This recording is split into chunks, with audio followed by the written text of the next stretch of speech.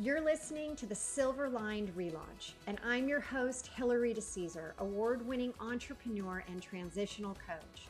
Each week, I'll invite you to tune into inspirational stories, revealing how you too can turn ordinary experiences into the extraordinary. Feeling stuck? I'll share step-by-step strategies to fuel your ability to experience a life where silver linings are both abundant and possible. Welcome to the Silver Lined Relaunch, and this is episode number 24. Now, here is an interesting concept. Have you ever thought about all of the things that you have ultimately created in your life and how you actually talk about them? That might actually be causing you to have more of those negative situations. And so I want to get into how can you stop being Velcro to negative situations and actually repel those, bringing in only the good situations. So let me explain where I'm going here. Growing up, I had a grandmother who lived until she was 105 years old. And she literally had been in a car crash. She had crashed into the Bay of Japan in a full, I think it was a 747 or something as big. She had been in a train crash where she, at the time, and I hate to say this, but fur coats were a big thing. We're talking like maybe the 1950s. And she walked off out of this mangled train in her fur coat, which, by the way, was white. And of course, it was all sooted up and all that stuff. And when you hear about all those, and there were more, I mean, you name it, there came a point where we all sat around and waited for what story was next. These big stories, and each one was bigger than the next. And then it was my turn. As I grew up, having learned this type of storytelling, it was always about like, oh, you're not going to believe this. And what started to happen was more and more of the you're not going to believe it stories started to materialize. They started to happen. And I got the bigger stories. I got the crazier endings. I got plenty of stories that needed to be told. And I would get them out there. I would call my mom and I would open up with, you're not going to believe what happened today. And she would just sit back and say, tell me what happened. And I would go down that storytelling time and I would start to tell it, and it would get more and more elaborate. And it was, there was the suspenseful side of it. And then I would share with my friends, and it turned into, literally everything that I did had this, oh my God moment where you're not going to believe it. And it just kept going. And it was like a snowball of stories to the point where I remember calling a girlfriend and saying, all right, you're not going to believe this. And she said, oh, no, I bet I will. And I would tell the story, and then she would tell her story, and it would be like her story, my story, her story. And it would always be around kind of the my story's bigger than your story. Have you ever had that? Have you ever had those conversations where you're just like, and you realize, and sometimes you don't realize what you're actually doing. And that is by kind of like sensationalizing these stories, you're creating more of those types of stories in your life. Whoa, whoa, whoa, what? What did I just say? Yes. If you think about that, we think about 60,000 thoughts in an hour. In an hour. And roughly 9 out of 10 thoughts revolves around the negative. That's just the way our mind is programmed from way back when. And so when you think about what I was doing, what my grandmother does, what maybe you do or did, it's actually going down this path of you're feeding into that negativity area, those negative thoughts, and people are expecting from you the dramatic, the big stories that, I can hardly wait for the ending, that like, what's it gonna be? And what ends up happening is you deliver, you have them, but then your life becomes like a bad drama, like a bad sitcom that just keeps going. And it becomes a lot. The pressure of having all of these big dramatic situations starts to weigh on you. And I am somebody that prides myself on the silver lining. But when it just keeps coming at you, sometimes we don't even have enough time to think about the silver lining because yet another big, bold, bodacious thing is coming at you. And so I really would like to tell you what I ended up doing and how I help my clients actually get through this kind of spiral, snowball, keep building, building, building, building to finally it literally becomes so big and you realize I can't go on anymore. It's just too darn exhausting. Right? Have you ever had that? Or you have somebody who calls you and tells you stories and you're like, oh my God, I can't even deal with that person right now. It's just too much. It's just too many things going on. I've got enough going on in my life to hear about all these other dramatic things. So at some point you wake up and you realize, you know what? It's too much. It's just plain old too much. And so here's how you can stop the cycle. You can stop feeling like you are Velcro and things are just like they stick to you and they just won't come off. And even if you could just shake it, it doesn't come off.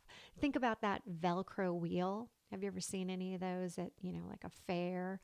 And you can run up and jump and you're wearing a Velcro suit and all of a sudden you just go boop and you like get stuck on that thing that's circular turning and it turns you and turns you and turns you.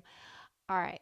Kind of like the hamster in that, the hamster wheel. We got to get you off of the Velcro wheel. Got to get you off. And what we really want to do is help you repel all those negative situations. And so I'm going to give you 3 steps that you can literally start to work on right now. Number 1 is realize that you are the thinker of your thoughts and that you have a choice of what you are going to think. You have a choice of how you are interpreting situations. And this is so critical because when you realize that how you interpret a situation and you think about that situation, you can tone it down. It doesn't have to be like you know, off the charts, Mount Everest, all in. You could actually make it simpler. You could downplay it. You could not give it the legs of this crazy event. Huh, interesting to think that way. When something happens, just bring it down to kind of a lower decibel level. Turn it down, turn down the notch. And so realize that you're the thinker of your thoughts and be able to turn it down. Number 2, notice your word choice. As I told you, I was sitting there saying, "You're not going to believe this." I mean, I'm already setting myself up, right? And there's people that, will say to me, "Hilary, I was just in the wrong place. I'm always in the wrong place." And I want you to think about those words as well. I'm always in the wrong place. What do you think that is telling your brain to go find? More things that are in the wrong place. So I want you to really be thinking about your word selection.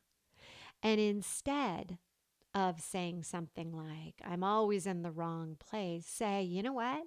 I'm always in the perfect place. I am exactly where I should be." And start noticing that your word choice will then start to bring about more of what you're ultimately looking for, which is positive situations. So, number 3 is this concept of something in our brain called the RAS, the Reticular Activation System Center. It's whatever, a couple different ways to say it, but I like to call it the system. And think of it like when you're thinking about going and getting a car, and all of a sudden you have that car in mind and you start to see it out in the road and you're like, "Oh, there it is, there it is, there it is." Or you really are thinking about, it in white, and then there it is, there it is. Well, that's what your brain does for you. What you ask it to focus on, it will focus on. If you say, "Don't hit the pole, don't hit the pole," what are you going to do? You're going to hit the pole. Trust me. I have done this so many times on a bike, where that would be a bicycle, not like a motorcycle bike. This is just a plain old bike. And I have this weird thing that happens when there's 2 poles and I've got to ride my bike through this narrow entrance, this narrow. I will literally say, "Don't hit the pole, don't hit the pole." And I mean, 9 out of 10 times I hit that darn pole. Another thing is if I'm out playing golf and I'm like, "Don't hit that water, don't hit the water, don't hit the," whoop, there goes the ball right into the water. And I am sure you all can think about situations where this RAS system totally messes with you, and lo and behold, you did exactly what you said you didn't want to do. Because again, your brain, your subconscious brain, doesn't know the difference between don't and do. So for it just says, "Hey, do hit the pole. Do hit the pole. This just, hit the pole. Hit the pole." And so that's exactly what happens when you start to focus on this. And so you focus on this and you get more of this. So instead, focus on the positive situations that you want to have happen, like when you're getting that car, right?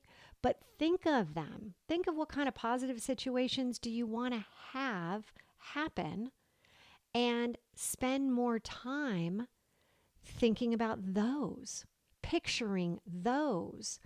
And that's in turn what you're going to get back.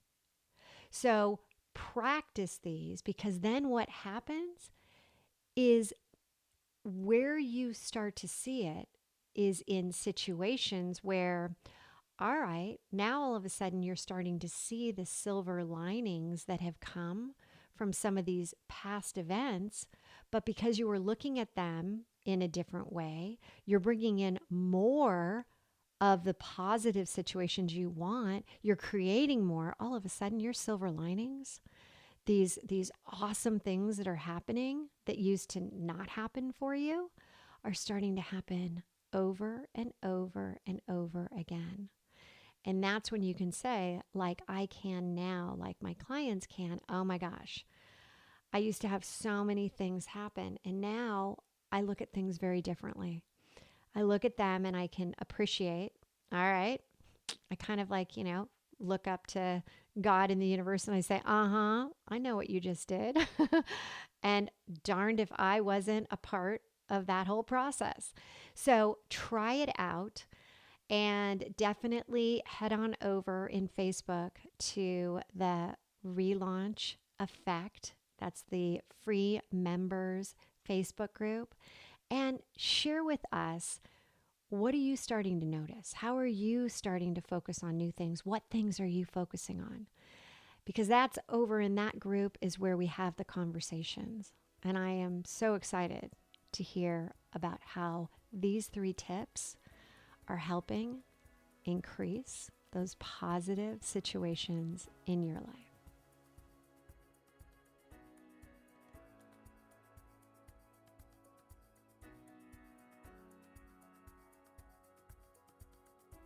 Thank you so much for tuning in today. If you felt a connection to this episode of the Silver Lined Relaunch, please head over to iTunes now. It would mean so much to me if you would leave a good review and help others find silver linings as well.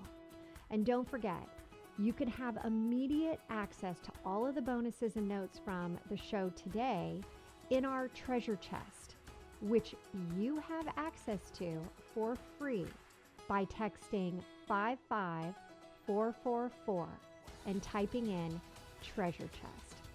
Or you could go to our private Facebook group, The Relaunch Effect, Living a Life You Love. Together we've hit the reset button for you, turning your transitions into a transformation. Until next time, don't forget, there's always a silver lining.